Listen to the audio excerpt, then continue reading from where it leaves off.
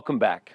Thanks so much for taking time to be a part of this journey. I hope you had a tremendous Thanksgiving. You know, we have a lot to be thankful for, nothing greater than each other. You know, we love God, we love others. There's only two things that are going to last forever: God's word and people. That's it. So I hope you're developing a greater passion for the people in your life, and more importantly, yourself. Because once you love God with all your heart, soul, mind, and strength, and love your neighbor as you love yourself, you have that healthy triad, and you are in a good place. You know, my prayer is that your marriages, your relationships, your work relationships, your neighbors, that all of these relationships have been improved. If they haven't, don't lose hope. This is the beginning of the rest of your life as we go through this journey. You know, it's hard to believe that we're in week 9 and personality type 8. And I'm a little bit familiar with this personality type because I is an 8. And the thing about being an 8 is that 8s are the challengers. I mean, just by the definition of who they are, they challenge the establishment, if you will. They can be many times conformist and sometimes nonconformist. And last weekend, we talked about an 8 that is so obvious. I mean, you don't need a personality chart to know that John the Baptist was an 8. He'd be the poster child of an 8 2,000 years ago. He was defiant. He was powerful. He was a leader. And he died a very young life at a very young age because he did not worry about what everybody else thought. He only cared about what God wanted.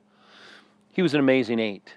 But in some respects, John was also a very militant 8. He was a confrontational 8. That's some of the areas where we as 8s can get ourselves in trouble, because a lot of times an 8 thinks, I'm going to charge that hill and everybody's just going to fall in line behind me, and they're forgetting that all the different personality types see things differently.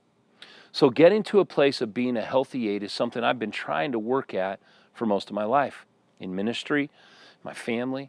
And believe me, I have not come close to arriving, but I have learned a few things along the way. And one of those things that you learn as an 8 is that it's okay to follow. As a matter of fact, you can follow. Great leaders are great followers. As I'm thinking about an 8 and thinking about John the Baptist, I want to give you some challenges this week before we throw it over to Pastor Paul and Pastor Brittany on loving an 8 and really helping an 8 be healthy. One of the things about an 8 is we need physical activity. You know, for the longest time in my relationships, both at home and at work, there were certain personality types, most of them, that couldn't understand my need to go out at lunchtime and play basketball, or go for a long bike ride, or go to the gym, or just do something. But I didn't even understand it. I mean, from the time I was young, I always had to be on the go. And if it wasn't physically exhausting, I didn't feel like it was good. If I wasn't completely spent at the end of it, I felt like I cheated myself.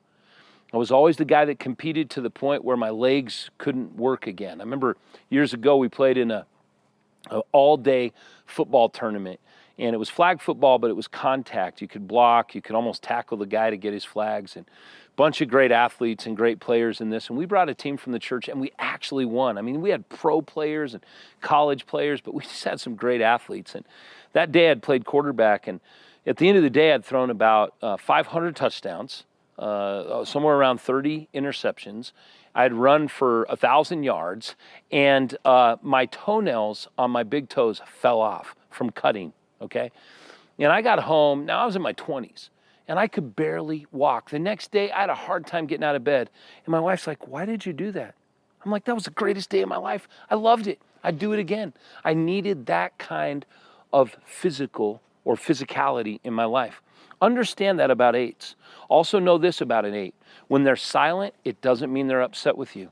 A lot of times, they're just processing. If they're upset, they'll let you know.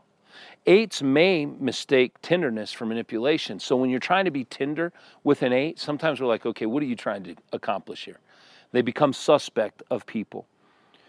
Encourage 8s to exercise, to do things that are physically challenging. And at the end of the day, understand that 8s are pioneers. They want to try to accomplish something nobody else has. And you know what we know about pioneers? They get all the arrows. That's right. If you're going to step out and lead, get ready to be wounded. And that's something over the years that myself personally, I've been working to avoid letting those scars go too deep. Now, those are some of the ways to love the 8s in your life. I have 8s in my life that I need to love better and let them lead more intently. And I love that. I love that blessing of being around other people that are like me but uniquely different. So now I'm going to throw it over to Pastor Paul. You're going to hear about this 8 that is extraordinary. Pastor Brittany, give us a habit for the week. I love you guys. We'll see you soon.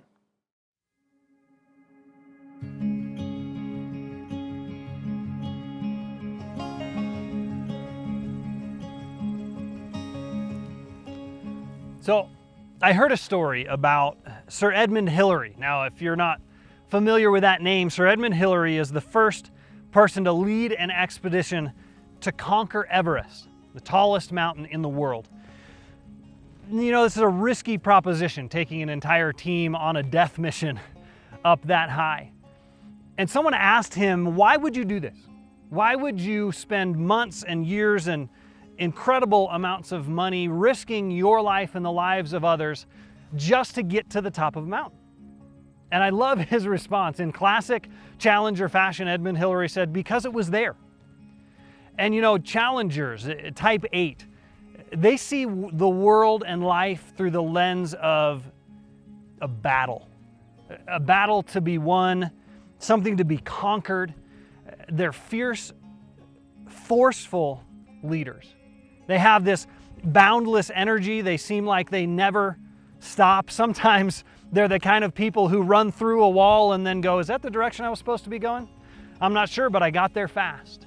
You know, the disadvantage sometimes of being a type 8 is that you run and run and run and run and run and run and run and never stop to think whether or not you're going the right direction.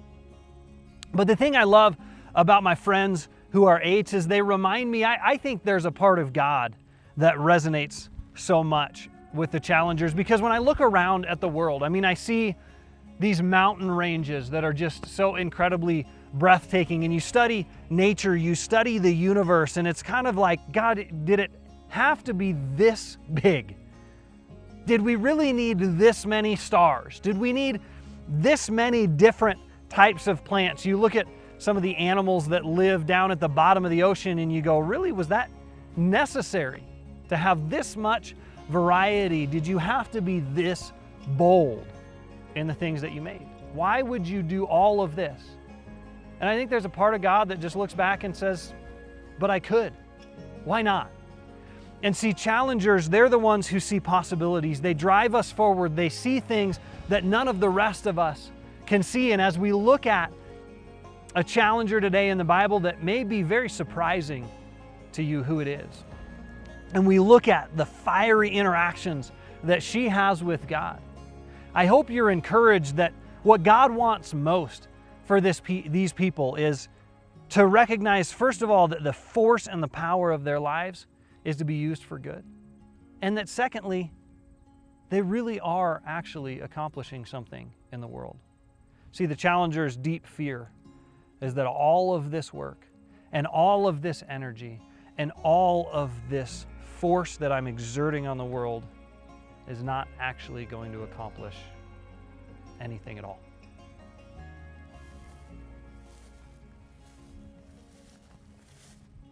I love the story of Miriam in the Old Testament. I mean, if there was ever a challenger from birth, it's this woman. She is born at a time when the Pharaoh of Egypt is trying to wipe out and exterminate the nation of Israel, these slaves that have gotten to be too many.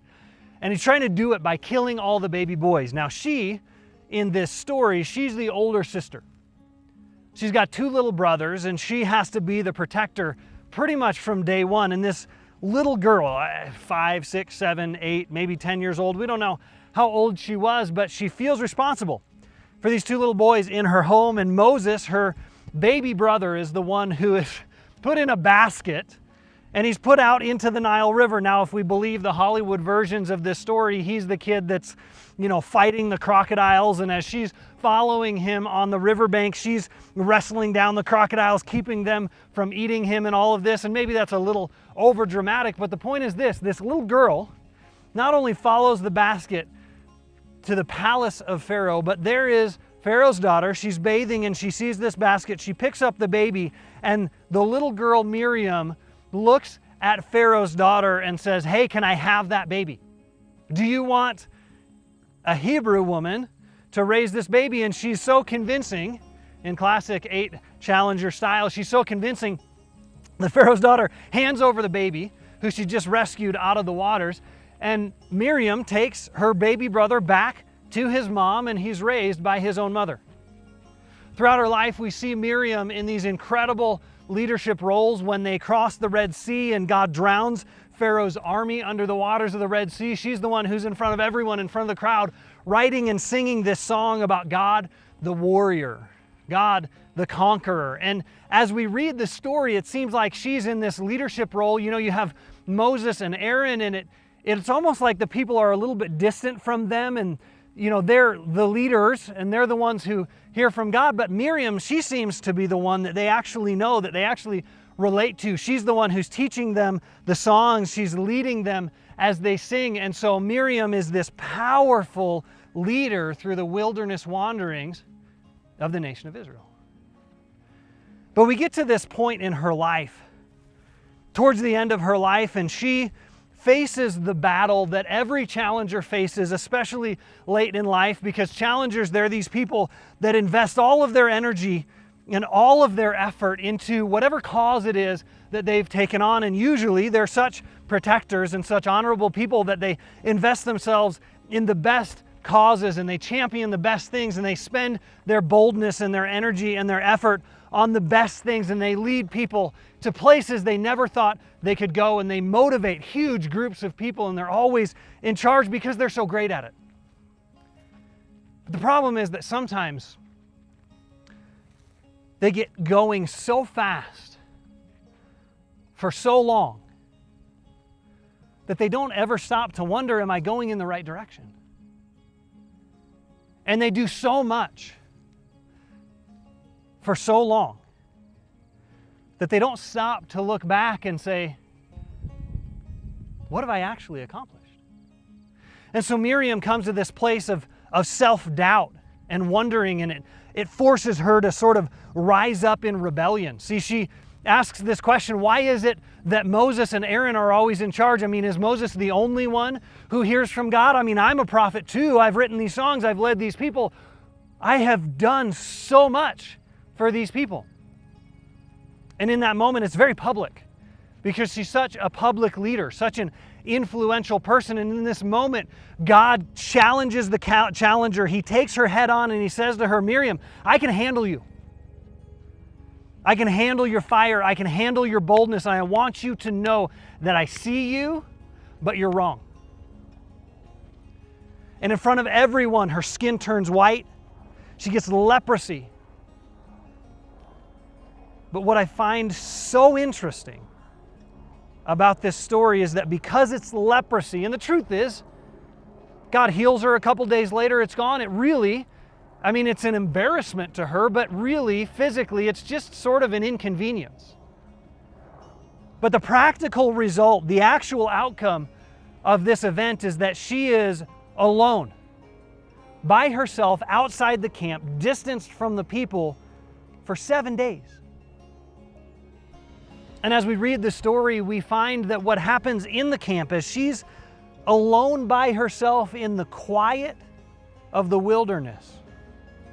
I imagine if she's like most 8s I know, this might have been the first time in her life she was alone and quiet. And the entire camp goes silent for a week because she's gone. She's not there to lead, to influence, to help them to know who they are and where they're going.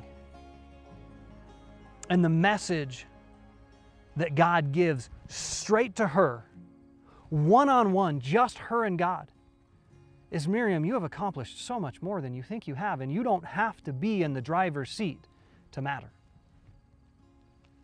See, challengers, so many times when they get to the end of their lives, they have crusaded and fought, and they've spent all their energy on things that matter deeply to them, but they're wondering, have I really done all of what I was put on this planet to do? And like Miriam, if you're a challenger, you need to know that God can handle you. You need to know that He's not afraid of you going head to head with Him. You also need to know that He might put you in your place. But if you're like her, all that's going to do is make you respect Him even more. And so for the challengers, what we really need most is that moment of quiet where we can look back at all of the things that we have overcome and to sit with God and to hear Him say, do you see it? Do you see where you came from? Do you see what you've accomplished? Can you finally be satisfied?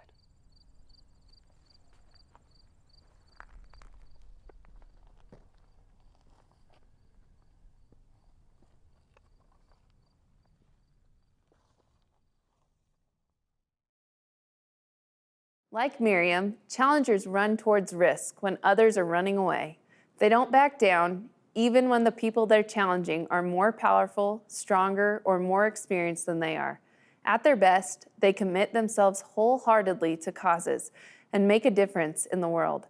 And they don't stop until the job is done, whether anyone goes with them or not. But usually, they have plenty of people to join their crusades because they're natural leaders and motivators. Challengers show us God's passion for fight and justice. Like a challenger, God never gives up the fight to see good win in the world. And challengers are a living reminder to all of us that, in the end, good really will win out. In fear and insecurity, challengers begin to steamroll rather than lead, or they run forward so quickly and with so little communication that others can't keep up to follow, even if they want to. They can also become suspicious of others, wondering who is really with them and who might betray them. You may remember that we practiced the habit of celebration when we were talking about the Reformer in week 2. In that week, we focused on celebration grounded in appreciation of things God has given us. This week, we're practicing a slightly different kind of celebration, a celebration that focuses on rejoicing in the things we've been able to accomplish. Because challengers tend to move so quickly from one challenge to the next, they often don't take time to look back at what they've done in the past. But when we stop and really look at what God has allowed us to accomplish through our work, we're better equipped to remember why we started working towards our goals in the first place. Many challengers never feel like they're doing enough. They feel like it's their job to save the whole world. By acknowledging the good they've already done, challengers are sometimes able to disarm their belief that they owe it to the world to be a superhero. I hope you have a great time in group this week and look forward to seeing you next time.